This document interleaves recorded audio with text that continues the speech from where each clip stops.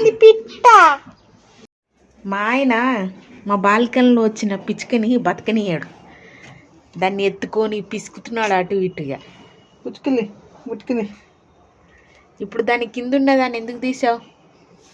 మరి ఏం చేయమంటావు? మంచిగా కదిలేస్తలేదు, మరి ఎగురుతలేవు చిన్నగా. దాని తల్లి వచ్చింది అనుకో, దాన్ని ముక్కు పెట్టి నీ ముక్కు పొడుస్తుంది, పోతలేవు మమ్మీ, రెట్టేస్తుంది. ఇప్పుడు ఎగురుతలేదు అసలు, ఎందుకేమో. అది ఇప్పుడే పసిగుడ్డది.